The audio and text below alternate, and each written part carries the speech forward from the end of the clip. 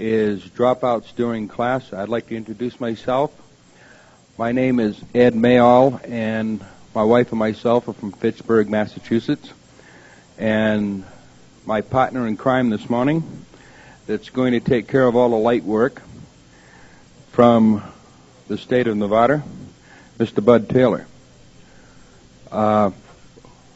We are going to just give a brief feeling from both of us, and then we will open it up to the rest of the group here this morning. My feeling is that the three main qualities are the things that we need to keep the people during class are: 1, the caller; 2, the club or the club people; and 3, and not necessarily in that order, is the caller's partner. I will ask Bud to talk about things or just state the facts that he feels about the people in class. Bud? I get to raise this thing. Okay.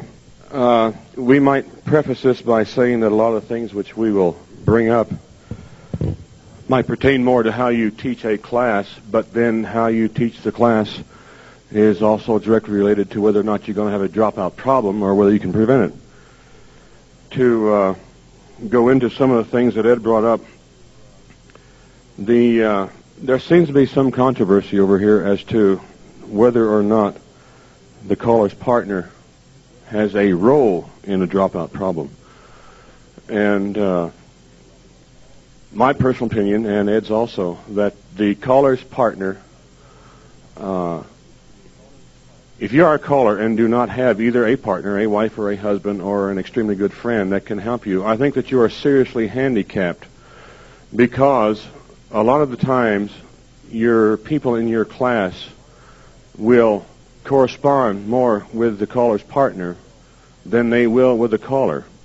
A lot of times, if you have a problem, sometimes the caller may not be aware of it, as on occasion the caller's partner will, and they can relay this to you. So I think that probably, as far as teaching a class or calling for a club or an out-of-town date, the caller's partner probably has almost a 50% of the role here. One of the things that I have of a very seriously do not do for the caller, and that is direct criticism of dancers in your class. Sometimes you may have an individual who is extremely good-natured that you can possibly single out for one thing or another. But then again, sometimes they might get up one morning on the wrong side of the bed, and you've said, well, John or Mary, what is your problem? You know, I've told you to do this, and you keep turning around or what have you. And pretty soon, you kind of put up a wall between you and the dancer, and more than likely, after a couple of weeks of this, why, they're going to take up bowling instead of square dancing.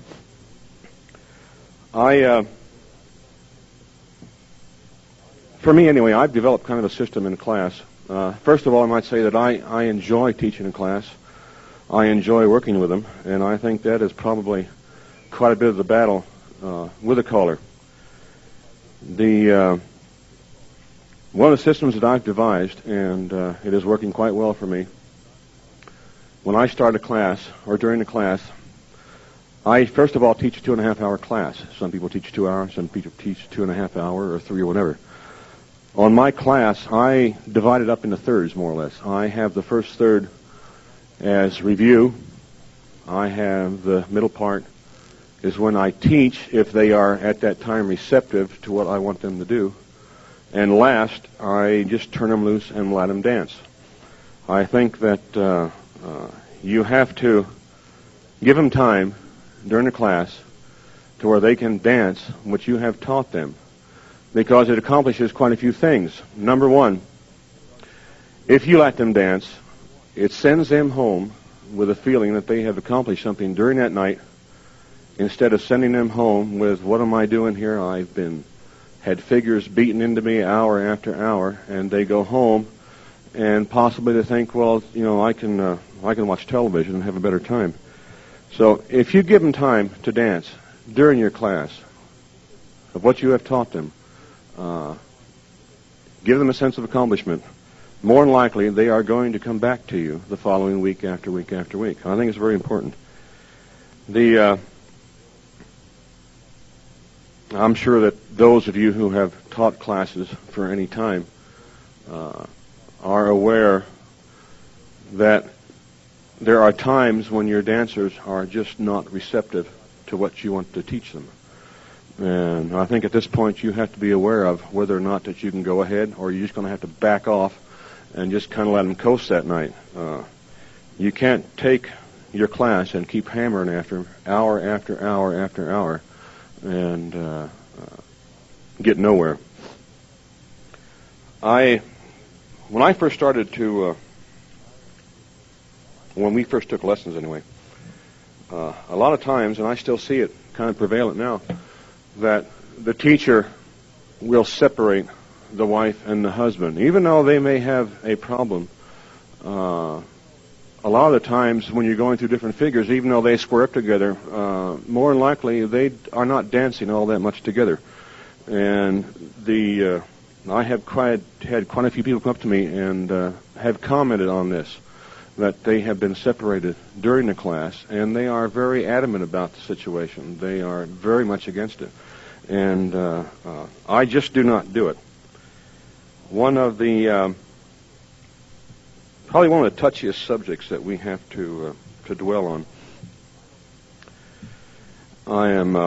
I hope that you have not had it, but more likely you will at one time or another. And that is, when do you tell, or if you tell, a certain individual in your class that perhaps they might be better off to take up a different activity? What is going to happen if you do not do this? I feel that you have to, because more than likely, if you have this couple or individual in a square, the other three couples will be coming up to you, and they're going to be telling you that they just won't square up with them. They don't want to dance with them. If you try to start the next tip or next lesson, they'll sit out on you. And if it comes to be a particular problem, more than likely you're going to start losing three couples because of one. It's a very touchy and very ticklish situation. If you have gone home and thought to yourself and explored all the different avenues that you can think of, if you have decided that you have done everything at your utmost to teach these people, they possibly because of a health problem, or maybe even you might mention to them that maybe they have a hearing problem of some kind. But most of the time, there are people who just cannot learn the square dance. And as you are the caller and the teacher, when you have reached this point and explored all your avenues and feel that you have no other choice, then I feel that you have to tell them. It's a very sticky situation, but I do not know of any way out of it, really. I have had, on occasion, an elderly couple that went through lessons. They were quite slow. They were extremely slow, in fact. And they were such pleasant people. And the other dancers there got to the point to where, it's our time to go dance with them. And they did not begrudge the fact. Even though they had problems with them, they were, because of the type of people that they were. And these are the kind of people that you really eventually want into your club. And as it came about anyway, because of the one couple's attitude and the other people's in the class, we just kind of let it coast. And as a result, after class, they realized they had a problem. And they continued going to, I think, almost any dance that they could get to. And they, as right now, they are extremely good dancers. And like I say, the other people did not mind dancing with them because of their attitude. But this is an exception. It is not the rule. more than likely, if you do have this situation crop up, the people that you have to tell are going to be very adamant about it, and I just see no other way around it. The probably one thing that one of the most important things anyway is your caller's attitude toward the class. If you have taught quite a few classes, after a while it has a tendency to get maybe kind of boring. Really, it shouldn't, but you have to admit it's just going to happen. And if you go into your class with an attitude that here I am again and here we go again, dancers are not stupid. They can realize this very quickly, and if they feel that you don't want to teach them anything, they're not going to want to learn anything, and more than likely, after a very short period of time, they're not going to be there. And the attitude of the caller toward the class can be very important as to whether or not you're going to have a potential dropout situation. Ed and I do not have all the answers. We just have some ideas of things that have worked for us in our areas, in our classes. The object of this, of course, is to get you engaged in some sort of discussion so that we can get some back feed from you. More than likely, you can help us, and possibly we can help you. And if we can't come up with an answer, why, we'll go find somebody, hopefully, that can. So I'll turn this thing back to Ed, and thank you. Thank you, Bud. We would like to open up for discussion, suggestions, questions from anybody out here. Right here in the front.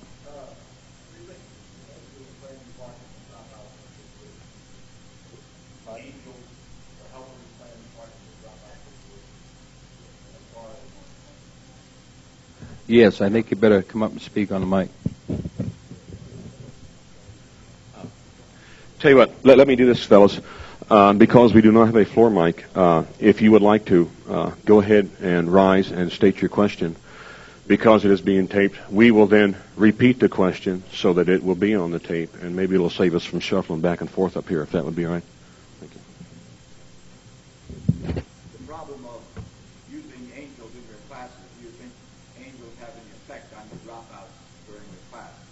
I run two different classes. One class holds on very well, the other dropped off, and I attribute part of it to the fact that some of the angels weren't the best in helping some of the dancers. Okay, did everyone hear that? That he feels that the angels are a hindrance. Is that right? And do I feel? Okay. The question is, do we feel that angels cause dropouts during class? My feeling is, and this is my personal feeling, that in the classes I teach, I find in most cases that the angels are very helpful to me. I have had feedback from callers in our area, and they do not feel that the angels are helpers. I feel very strongly that the angels do help me. Any other comment? Bud? Yeah, let me explore this just a little bit more. Some people do not use angels. I do.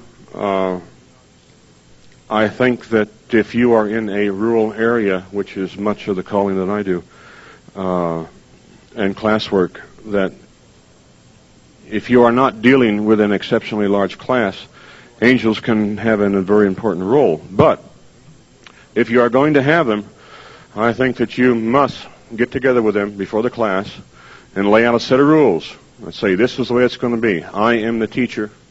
You are there to help me. The only thing that I use angels for is to fill in a square. The angels are not there to instruct the class. They are there just as on a filler basis. Sometimes people in your club have a definite idea of how that they should do a figure. I'm sure you're aware of now of how they do the promenades and the various varieties of do-si-do and so forth that are evident now. And if you use them, you have got to sit down and tell them that this is the way that we are going to dance. That I am the instructor, the teacher, what have you. And they are primarily there, I feel, to fill in your squares if they are needed. They are not there as a secondary instructor for your class.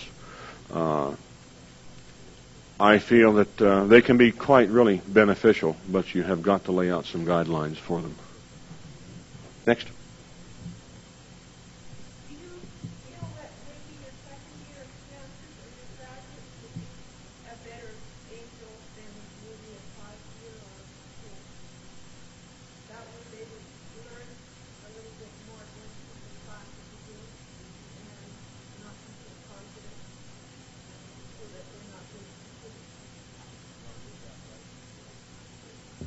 Do I hear that right, that you're stating that the second-year dancer you feel is a better angel than the dancer of 5 or 6 years?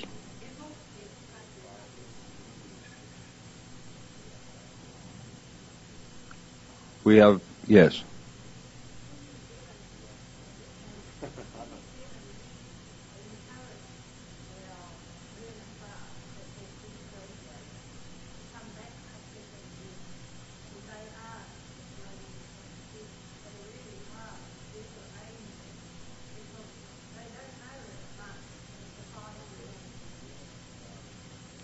Okay, from New Zealand, just let me repeat that.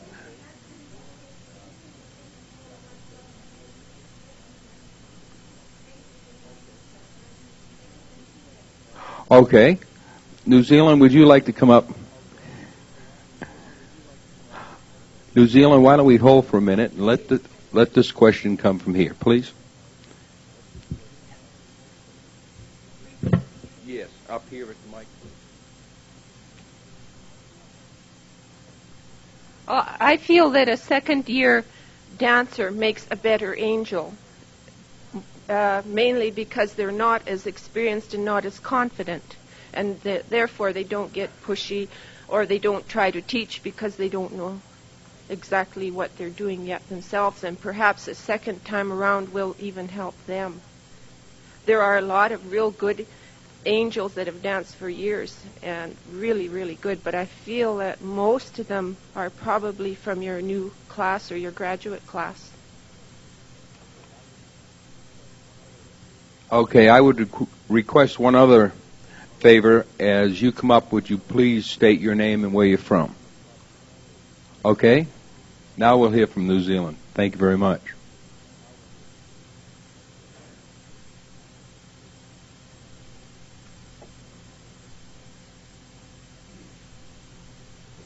I'm Sadie Hilton from New Zealand, and to the question, we find in New Zealand that our angels that come back for the second year as angels to help the learner class, we find they are far better than a dancer of 5 years, as they don't know as much, and they make a better dancer themselves. Thank you. Yeah, a lot of times a second-year dancer that has previously gone through a class will volunteer to help out with the next year's class. And they can be very beneficial, like has been brought up. They have not really quite yet developed the bad habits that they're going to pick up. Thank you, Bud. We had another hand back here, I believe. No? Okay. Are there any other questions? Please.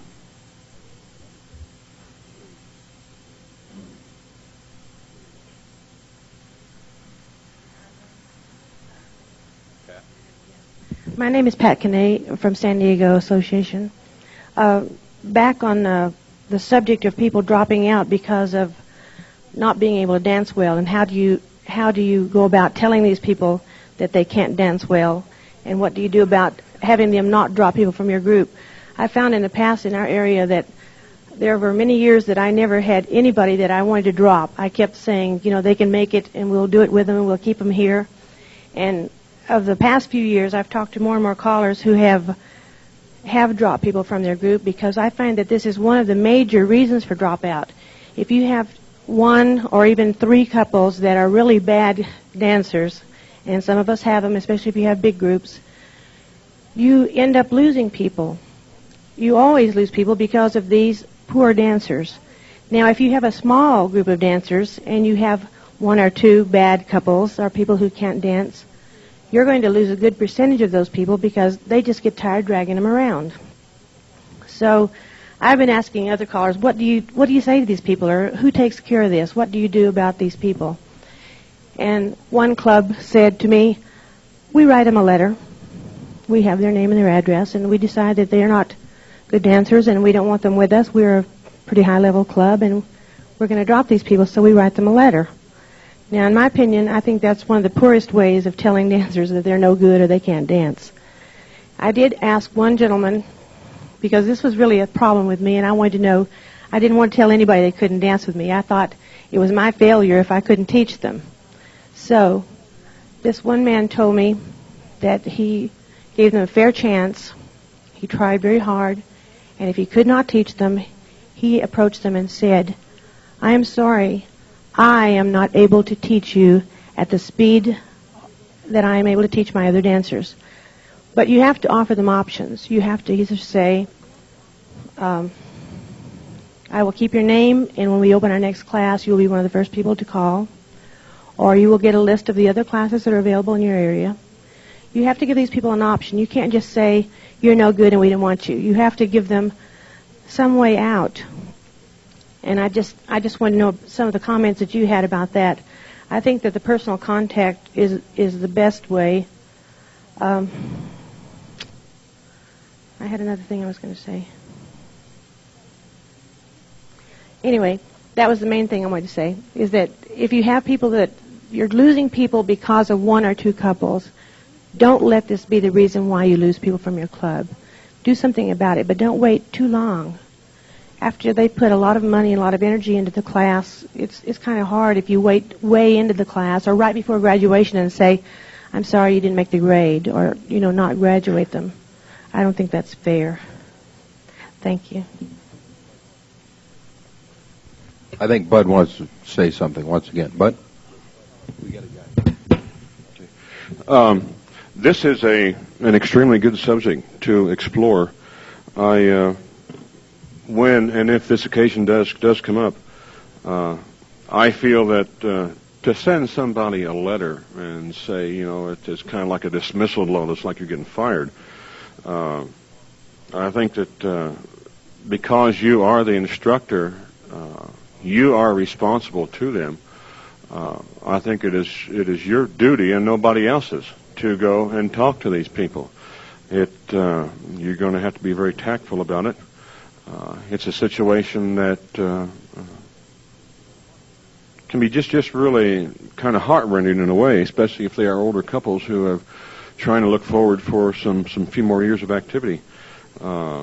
If anybody else has any more comments on this, I would like to hear it, because did we have another gentleman over here first? And I'll get right back to you. Would you come up forward, please?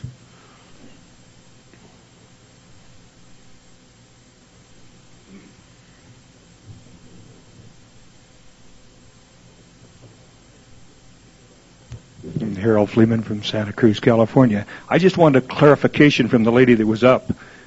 Either an oversight. You made a statement that the club sent the letter. Is that true? Why the club?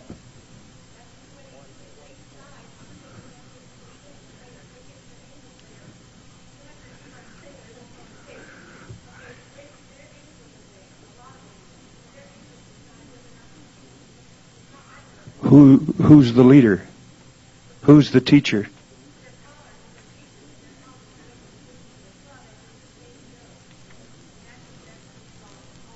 I agree with you. Thank you.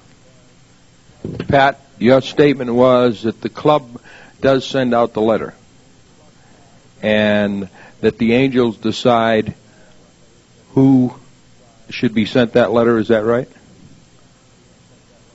Okay. And we had a lady down here.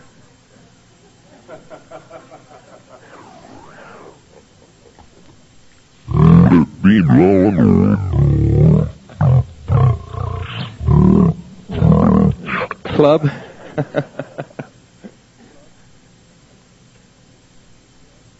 Thank you. I'm Lorraine Murdoch from North Vancouver, BC. And this is something that we as caller teachers are leaders. And I think we have to set an example. Sometimes it's pretty difficult. We've handled the problem of liquor just in the last few weeks. Difficult decision for my husband, and had two couples walk out of the hall. But getting back to this handling a situation where you as callers can see that this couple is not going to make it. We had this happen, and it was a really upsetting situation, and how we did personal contact. And my husband went to the phone, and he said, how can I handle this? So he approached them with, you seem to be having difficulty square dancing, and how can I help you? And in this situation, it was that the wife was very enthusiastic, but the husband was dragged there. And he was really unhappy, and after at least 2 months, he didn't know his left from his right. So the situation was that, we were trying to help them, and they came back with, well, really, we're just having difficulty, and maybe it's just not our bag. And they backed out, and we offered to give them a refund, and, could we help them in another direction. Now this was a few years ago. The situation we have now, we have 3 levels. This is solving many of these problems, because if people are having difficulty, they can stay in a beginner group for 3 or 4 years, and there's nothing wrong with it. If they're enjoying the relationship and just the companionship and just having fun, we have one couple, and I think they'll be beginners for 10 years. But every year a new group comes in, they're feeling part of it, and they're not put on the spot, and they're not feeling that I have to go out and work, and people are finding their level. And one of the comments that I picked up from partner's situation was a comfortable dancing, and that's really important. I think everybody has to find their comfort zone. Yes, please. Just let me comment briefly while you're coming up that it gives me a real warm feeling to see so many of the ladies, and I'm not sure that the majority of the ladies are partners or the majority of men are partners, but my feeling is, and surely Bud's, I know from Bud and I talking, that the partner is really an asset to the caller in the teaching of class. That's something I want you to ponder while we're waiting.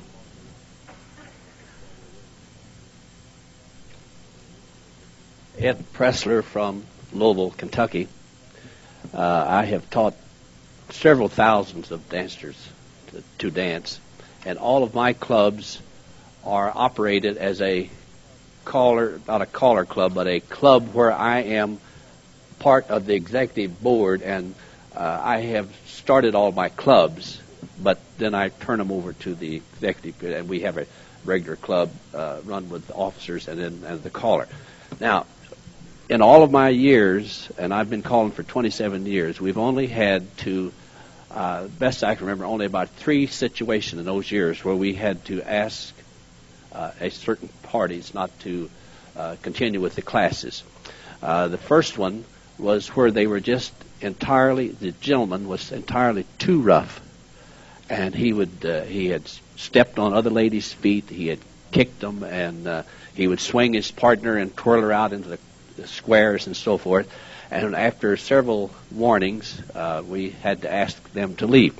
Now, the way we do that, I have always, as the gentleman said here, I have 3 angels, and we only ask for 3 angels in order to keep the squares filled. And so when we get into a situation like this, occasionally the club president or some of the officers will be at the class. And when we find out that we have undesirable like that, then we will sit down with those particular people, myself and someone from the executive committee on the club, and we will talk to them and tell them exactly why that we're asking them not to continue the lessons. Now, we also have had alcoholic problem one time, and the same way there.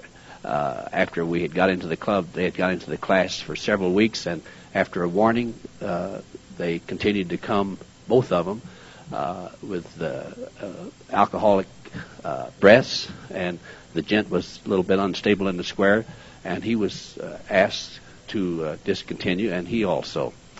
We only had one situation where we had people that were just physically or mentally not able to follow instructions or to do an Alaman left or to do a square through.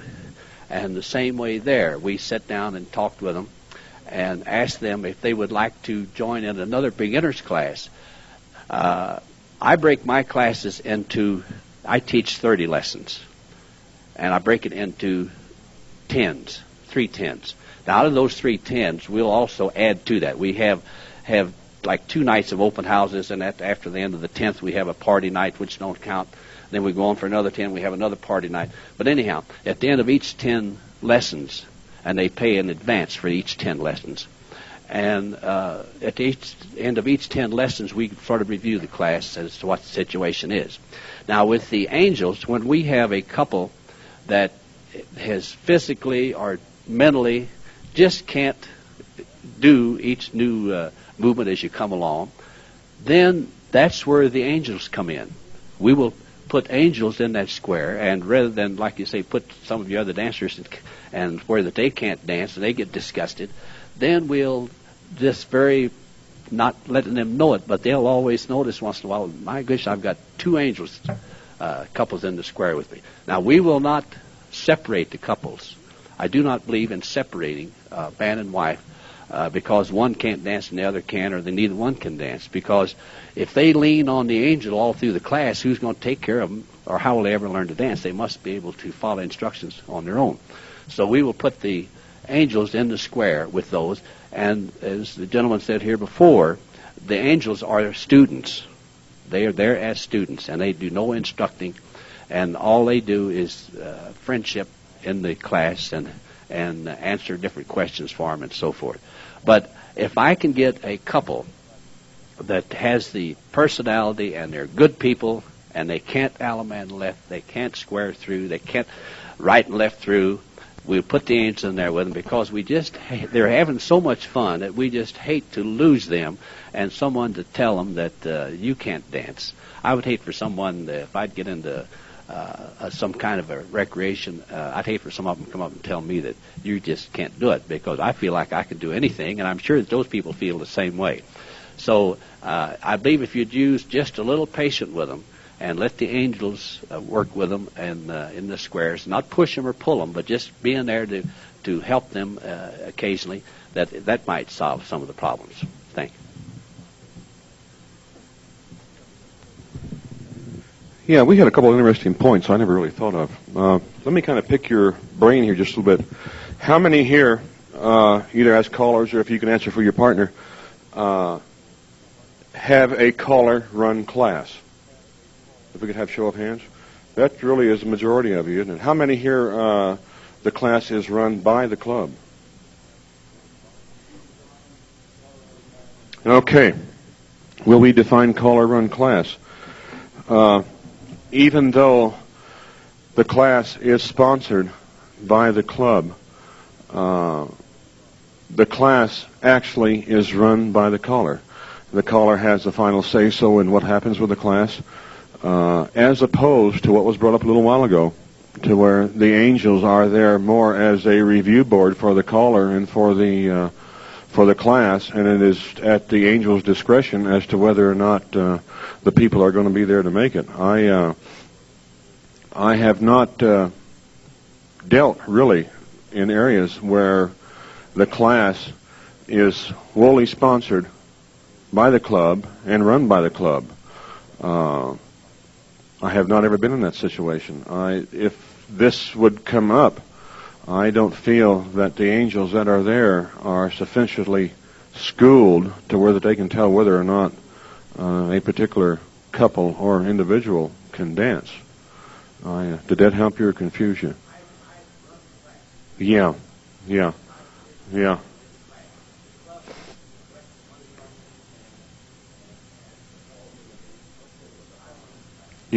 Okay. Again, back to who runs the class. Even though the dancers are expected, or hopefully they expect them to join in the class when they graduate, the class or the club does not run my classes. I use the dancers from the club, like I say, to fill in where they are needed in the class. But as far as the classwork, it is wholly my responsibility. We collect the money. We bring them refreshments. It is our whole bag. As opposed to, like the lady said here a while back, to where the angels really, or the class or the club reviews and whether or not the people there are going to hack it eventually. Do we have any more comment on this? Gentleman in the back first. Would you come forward?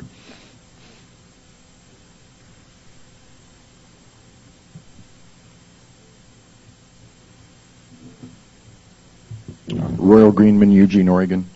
I have 4 clubs in Eugene I call for, 3 of which are mainstream. I don't know how many of you use contracts with your clubs.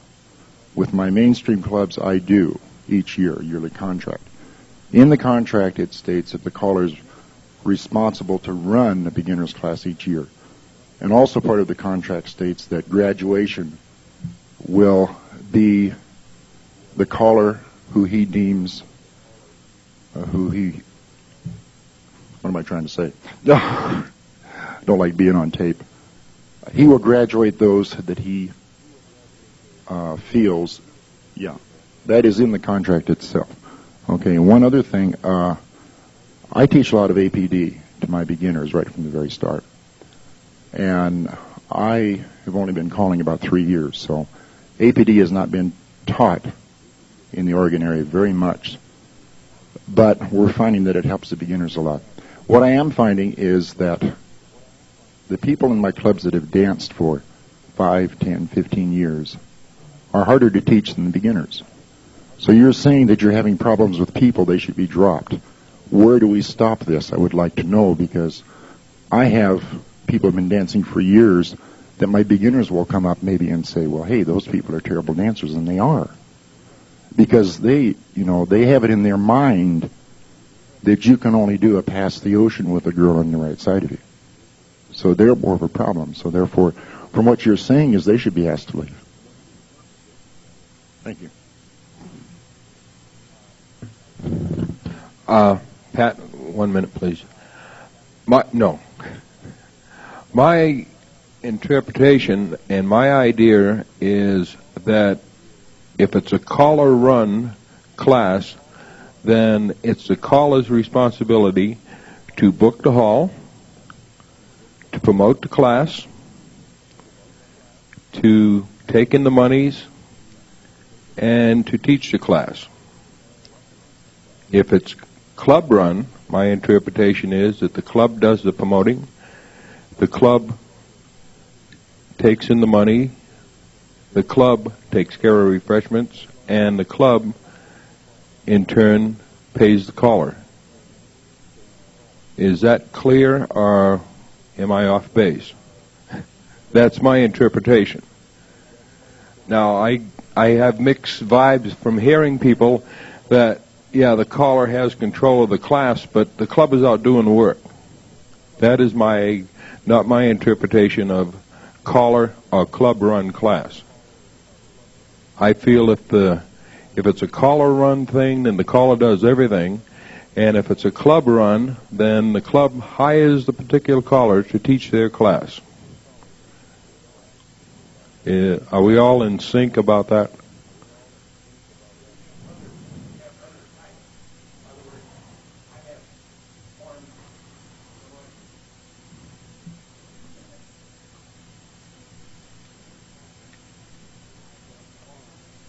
I have formed 8 clubs on my own. In other words, I went out and formed a club. After I formed the club, we then formed an executive committee, and I turned that club then over to the executive committee with the bylaws and everything. My oldest club has been dancing for 27 years in the same hall. I am that club. That is my club. And it is a unwritten rule that they do not fire me. I have no contract with them. And all of my clubs that way. And they do all the work. They send out all the publicity on the classes. They bring the refreshments. They do everything. And I am not a hired caller. I am their club caller, and it is my club.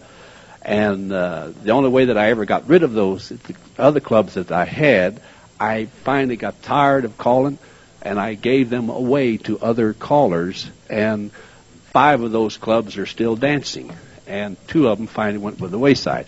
But I am not a hired caller. They do not hire. If they wouldn't think of having a caller to come in and teach their class. I am out here, and what's today? Monday? Tuesday. All right, last night, they wanted to cancel a class, but I says, no, I've got a real good caller. They'll take, Ed, we want you to cancel the class. So I said, no, this fellow can't. So he is teaching the class, and that's the first substitute I've had in 27 years of somebody teaching one of my classes while I was away. They would always cancel a class. So that's my version of what a caller-club relation is, that it's a real, sincere partnership. In other words, caller-partner, this is a caller-club partnership.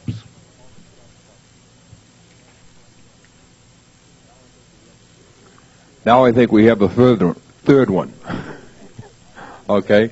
That's, I feel, very unique. In our area, the majority of the classes are run by the club.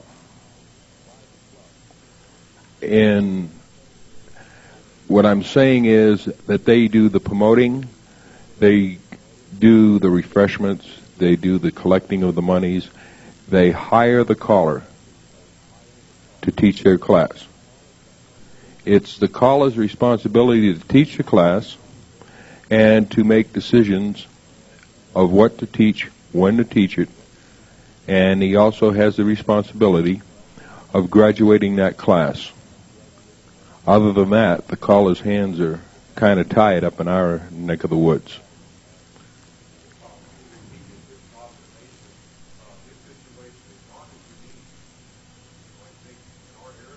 Please come up.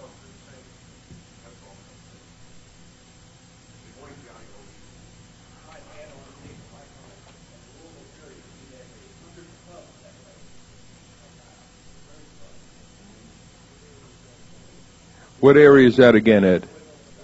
Kentucky. They have 100 clubs that are operated that same way.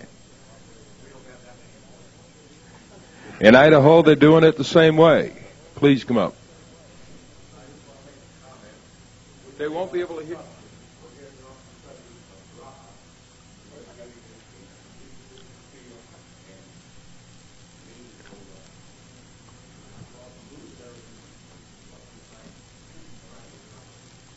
Okay, very good. Pat?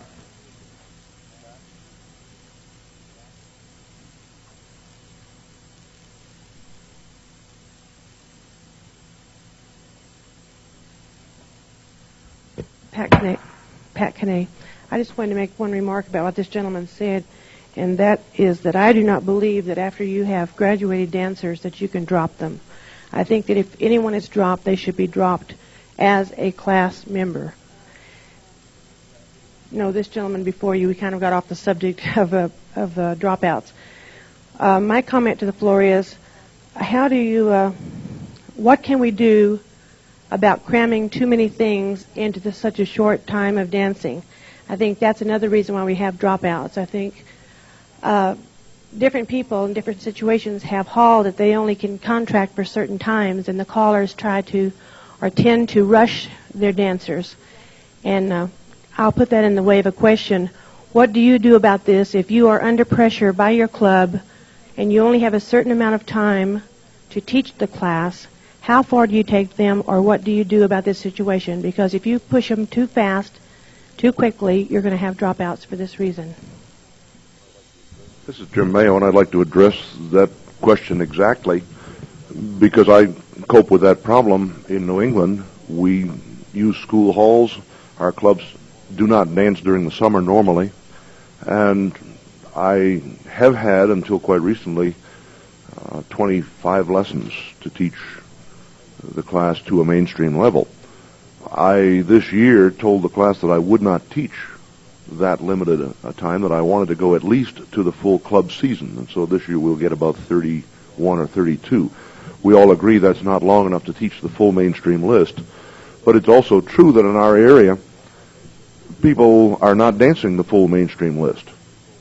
And so what I attempt to teach is what people are dancing in our area. This does not include many of the all-position aspects of calls. For instance, cross-run is one that is not used at the mainstream level in the New England area. They will eventually have to learn it, but they don't need to know it when they graduate in order to survive in the dance program that's going on in our area. And I think this is the only thing the only option that's available to us is to teach to the best of our ability what is being danced in our area. That does not mean that I don't teach by definition, to use the term that I've heard talked about here.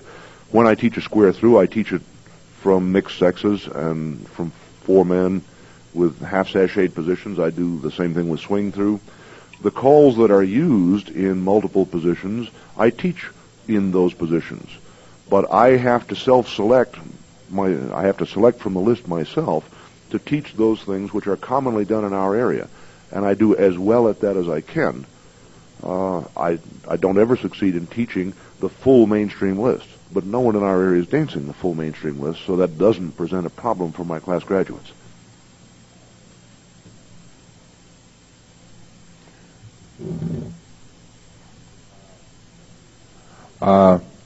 Just before you get here, to get really back into the meat of the subject that we're to discuss this morning, I felt, and Bud did, that we had 3 main ingredients which keep the people in the class after they're there, and how do we keep them? And to boil it down very shortly, I feel that the caller is one of the main points, that the club has something to do with it very strongly, and the caller's partners. And I haven't heard too much about any one of the 3 except the club and the Angels. Next.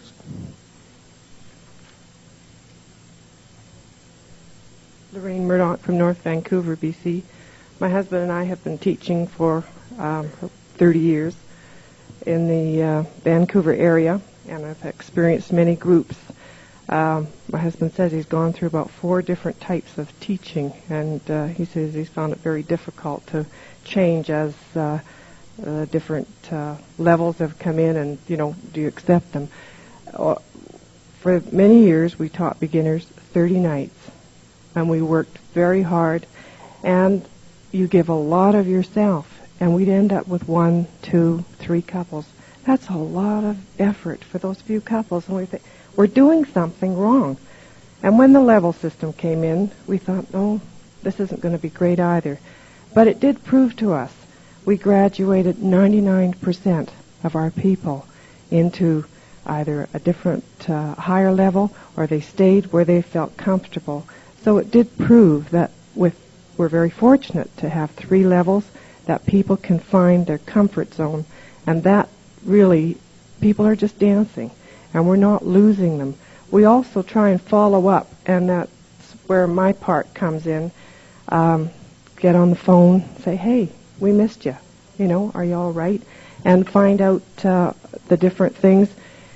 Sometimes, callers wise, and I'm going to put my hand up there, don't maybe get the credit. But we work really hard behind the scenes to follow up on that personal contact and make people feel that they're really being missed. And if they feel that they're being missed, they're going to want to come back. And it's just a lot of effort. It's a lot of awareness of people. And I think we make a point of standing at the door and saying good night to those people and shaking that hand and say, see you next week. And I think they want to come back. And if they leave having a good time and a smile on their face, they will be back. We've had an unusual beginner group this year where we've had a lot of dropouts, and it is our concern. You know, what are we doing wrong? But I think one of the first things we have to do is to follow up on a phone call, get these people, maybe have a one night before the season starts again, invite them all, follow up on a phone call. I really feel you just have to make these people feel that they're being missed and important, every one of them.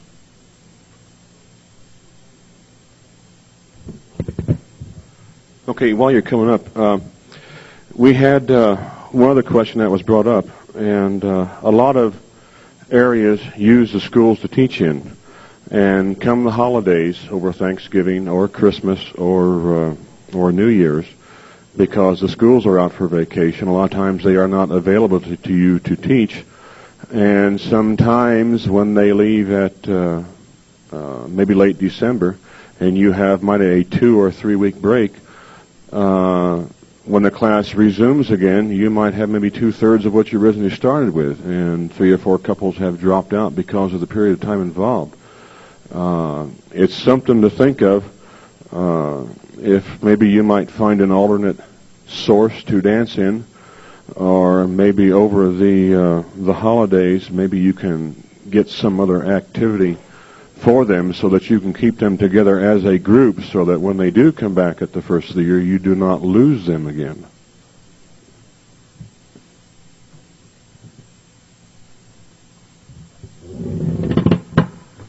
Thank you. Natalie from Los Angeles, and I'm a partner. Yesterday in the mainstream at 3:30 meeting, was anybody there? Because I came in on the very tail end of it. I was sick. They are going to vote on dropping some of these mainstream calls or putting them up a level. And they need, if you don't agree with it, because this is what some of you seem to be saying, there's too many there to teach and not enough time. I don't know where the meeting was going to be, because when they broke up, they didn't know where the voting was going to be held. See Jerry Schatzer, Jack Drake, or John Fogg, because they were going to organize it last night and find a hall today. I hope it isn't during this time. Now, I have the same problem. We started out with 8 squares. 2 of our squares were, everyone was gung-ho, but we had about 3 couples of slow learners. 2 of our squares went totally out, and we're taking 3 and 4 classes a week, having a ball, the younger people. The people that really needed to learn were only coming to us once a week. We told them to go other places. They thought this was enough. We've lost 2 squares out of 8 due to this same problem. I'm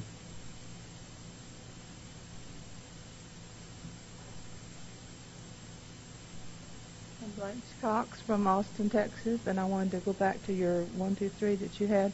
The third one was partners in the class. This is unusual for me because I do keep a low profile in the club. My husband is the caller. He would kill me if I stepped out on the floor and got a dancer by the shoulders and pushed them where they should go. And I've been to a class or been to other clubs and had the caller's wife do this to me. And it's not very nice. And I'm not saying this to be bragging, but I've had a lot of dancers tell me that they wish the other callers' wives in their area were as nice as I, to keep the low profile that I do and not take over the mic from their husband and boss them around. I don't think I was shooting for being bossed around, but from my personal experience, and I'm not sure how long Bud's been calling, but I've been calling for 20 years, and I can say honestly that the dropout rate that I have with my classes is almost none. This year we started out with 5.5 sets. We have lost 2 people. Last year we started with 6. We lost 1 person. And it's just continuous. I try to keep it fun. I try to keep the people happy. But there are a lot of things that I don't see, or that I'm preoccupied doing something else, that my wife does see. And it's a real asset to me. And the other asset I have is that I have a club that Angels and Angels Right, because I have laid down some ground rules for my angels, and they adhere to them. Next, please.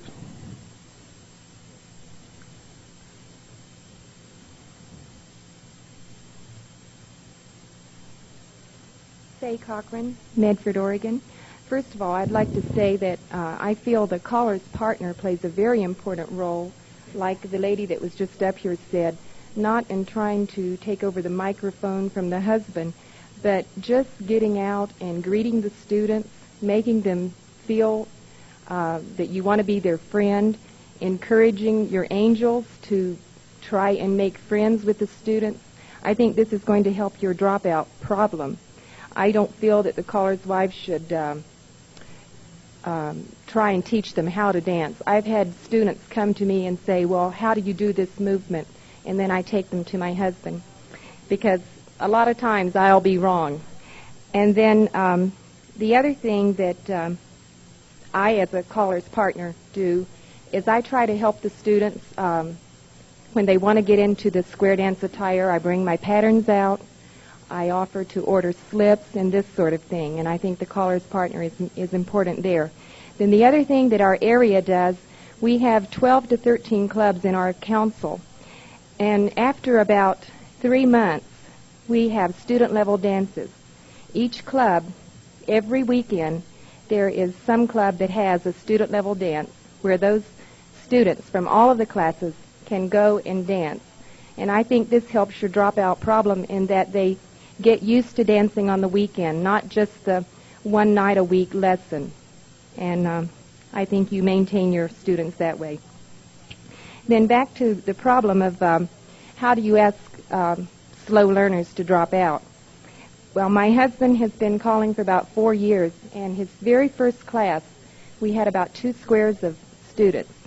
And we had one couple that were really slow learners, and we did everything we could to help them. And finally, they missed about 3 lessons. So my husband approached them personally, and it just so happened that we had a new class starting in about 3 weeks, and he just suggested that they start over a new class. And this couple happens to be very good friends of ours. We didn't lose their friendship.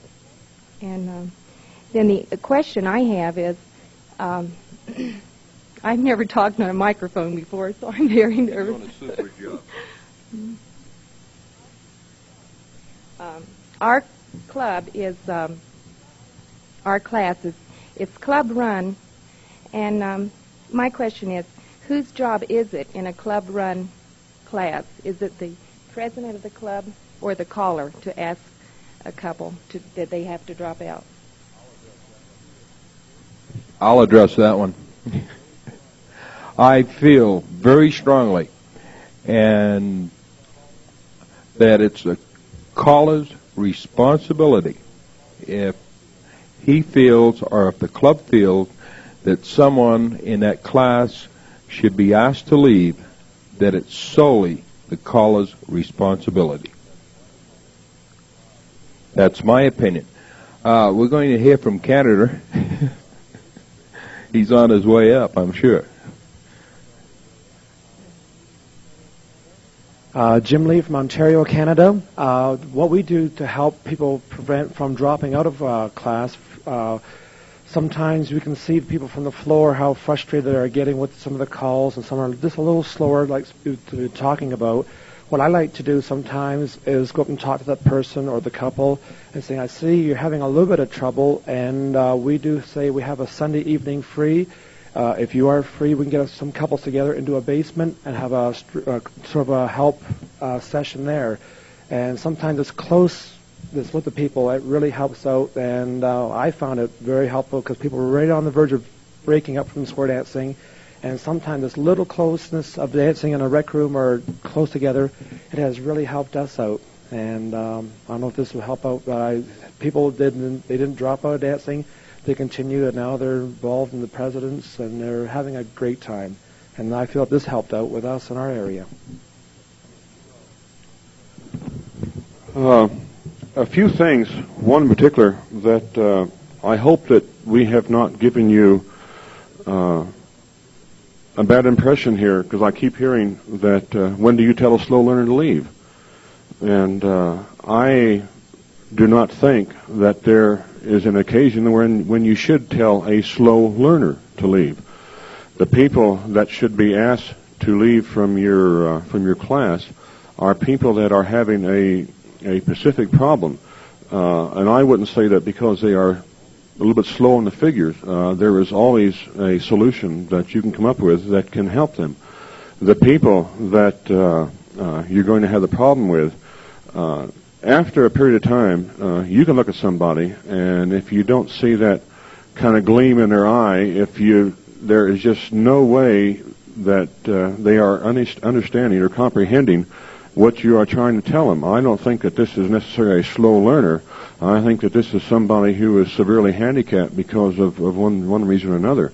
I do not like to hear that we are going to ask a slow learner to leave. There is always something that you can do, either an extra session or before the class starts or during intermission. The slow learner quite often later on will be a very good dancer for you if you allow them some time and if you will work with them. Here again, the people that you have to ask to leave, and I believe that it is solely the caller's responsibility, like I say, is the one that you are going to have either because of alcoholism or an affliction of some kind. But I just don't like to hear, that we're going to have to tell a slow learner he's going to have to leave and come back next year. Question from the back?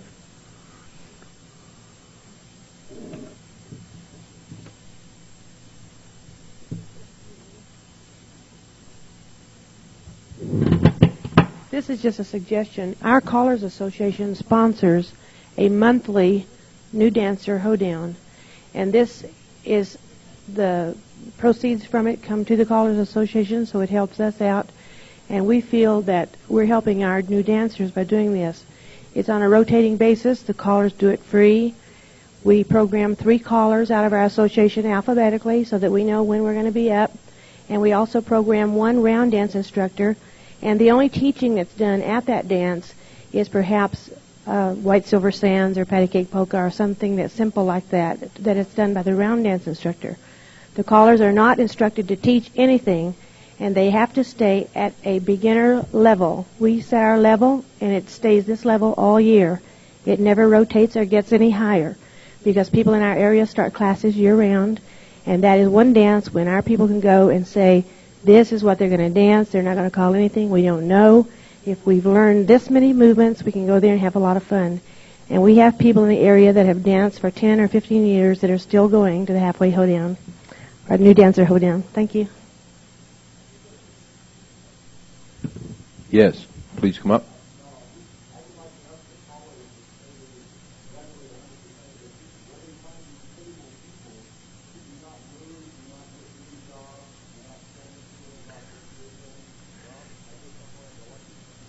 Well, I guess I'm one of the lucky ones. But when I talk about losing people during class, if someone starts in our area, and our classes do start right after Labor Day in September, I think people are pretty well set in what they're going to do at that particular time in the year. And if they have a transfer as far as a job goes, I think that has probably already been done. They know of it. The only thing that I think would probably take them away is that, an unexpected accident, in that case. I have really not lost that many people.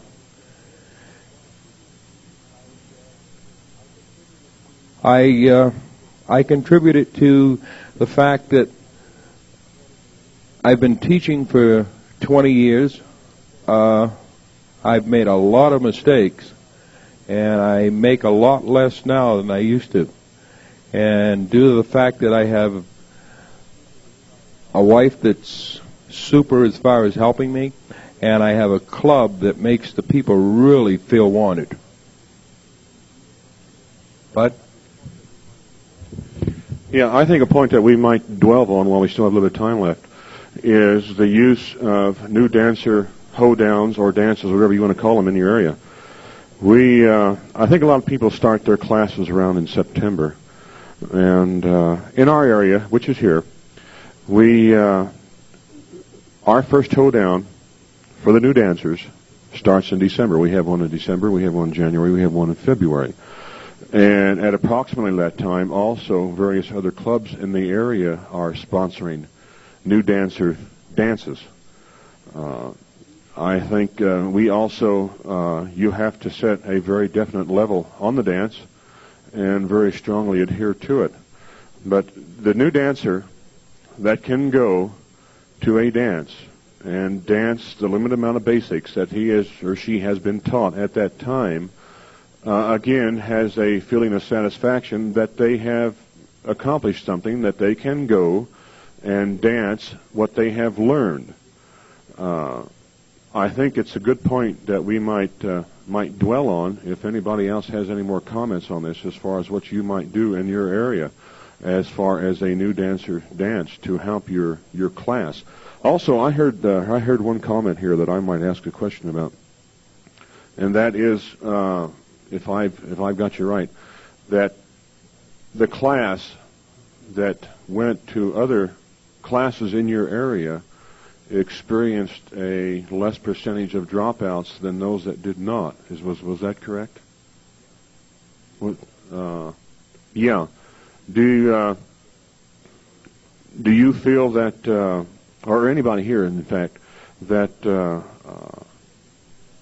I think it's always a good idea if your class wants to go to other classes for the same experience, but I just wonder if because or why, when they do go, if there is a less chance of dropout because of this.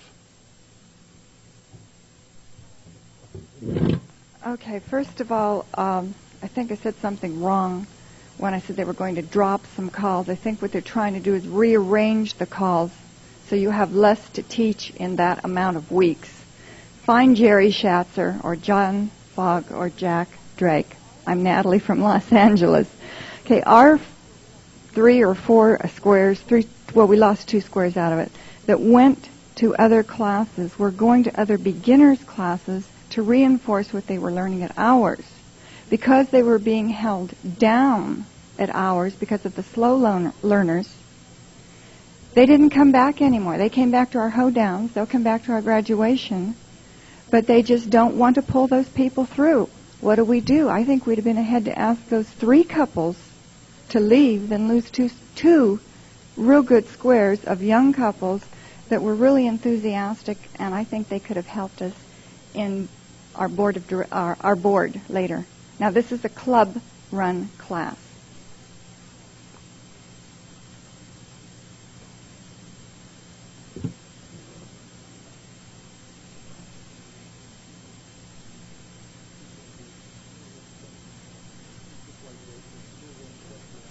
I would just like to throw one question out. Harold Fleeman from California, Santa Cruz. I hear a lot of slow learners. Has any of you ever found that could be the age that contributes to this? I'd like some feedback on that, please. Yes, we have a gentleman coming. Let me just state this, that to address the question, age I really do not feel has a major feeling. No, very seriously. The only I can right off the top of my head, think of two situations where I have had a young person, and I'm talking 17 or 18, that I've had problems with. And I can think of a gentleman that was 82 years old, and I felt he was holding back the class. And I said to him, Fred, and this is after 4 years, every year at Christmas he would leave. And every year in September he'd come back.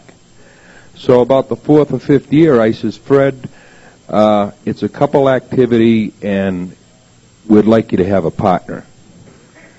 Well, the next week he was back. He had a girlfriend. She was 89.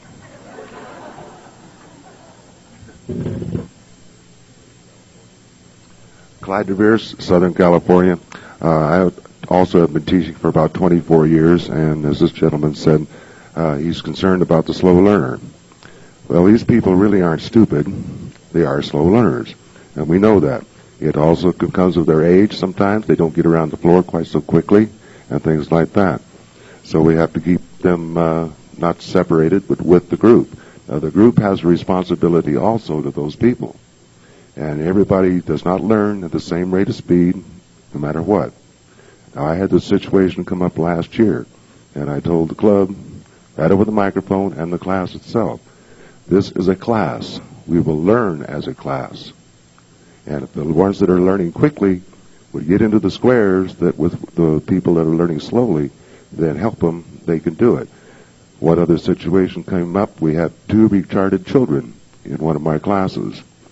The people were complaining that they weren't learning. And so we put it to the group. Do you want these people to drop out? Because they can learn. They really can. And they say, no. So what we did, we had number system. Each time we squared up, 1 couple or 2 couples, we get into the square with them. And they rotated, and they're about to ready to graduate. And those people can dance. So everybody has to work together and cooperate in order to get the people to the dances. Thank you. That's a very good comment. I think you always have people in your group that learn at various rates. You're going to have some people, whether they are elderly or whether they are not, that are going to have a problem learning. And you're also going to have some couples that, maybe because of their aptitude or what have you, can pick this up seemingly effortless. But I think that you are going to have to strike a happy medium in your club and teach them all at the same time. You cannot, I don't feel anyway, tell somebody to leave from your class because they are a little bit slower than somebody else is. I think you're going to have to work with them as a group. It just,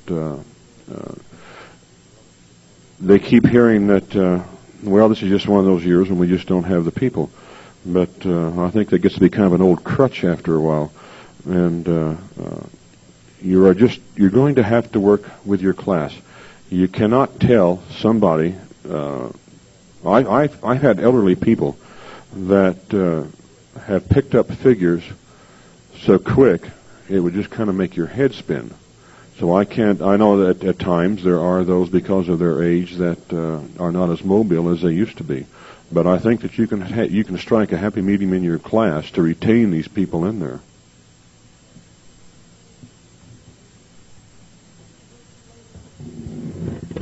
I think the word slow learner is just a label that we put on just for the discussion's sake.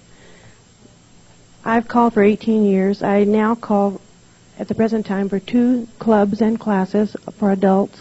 I have in the past taught teenagers. I am now currently calling for mentally handicapped and blind dancers. And for the first time in San Diego this year, we have blind, mentally handicapped, and deaf dancers dancing together under my calling. Now, I think that probably I have as much patience as anybody if I'm going to call for these people. And I'm not talking about the slow learner. I am talking about, and that's why I'm asking the question and have asked the question about what do we do about dropouts. It's not the people that are just slow. It's those people that are a hindrance to the dancers, and you are going to lose a good portion of your club people. And that's it. And I've enjoyed today. Thank you very much. Okay, we're kind of headed down the home stretch here. My feeling and we still have about another 5 or 10 minutes. But my feeling from sitting here and listening, and it gives me a real warm feeling to see that the people are really interested in, and we do have a problem. But I think the thing that wraps it up is that it is a combined effort to keep the people in class and keep them dancing, and the combined effort being the caller, the club, and the caller's partner. Is that the general feeling that you people have this morning? Canada's shaking his head. Australia is. Bud?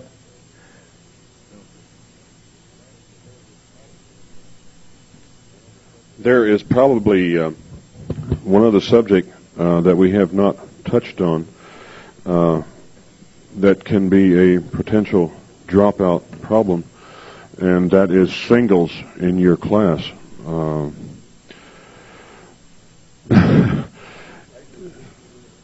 I really put one out, huh? Okay. I do not discourage singles from coming because we do have them. But I think that you have an obligation that if you do have them, you should very definitely tell them that they should furnish a partner.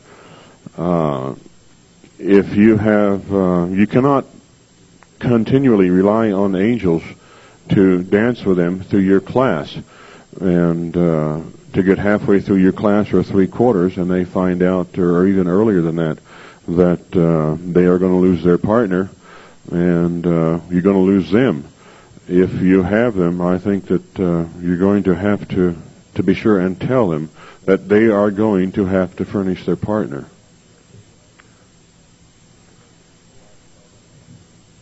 We'll make this the last comment, I think. This is Clyde again. I wanted to make a correction on one of my statements. These people that I said were retarded, I called them children.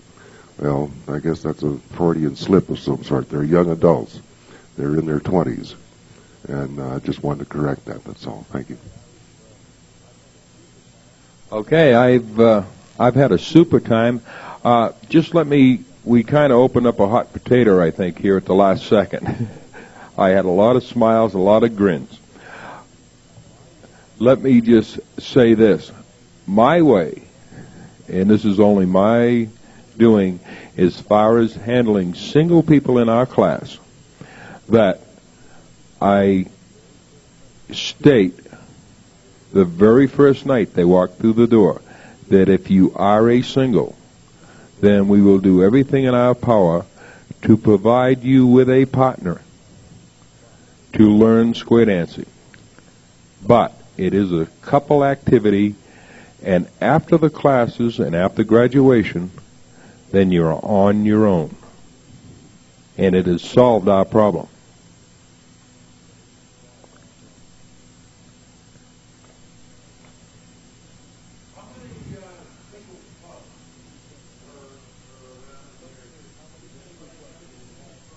The question is, how many single clubs do we have of the people in the hall?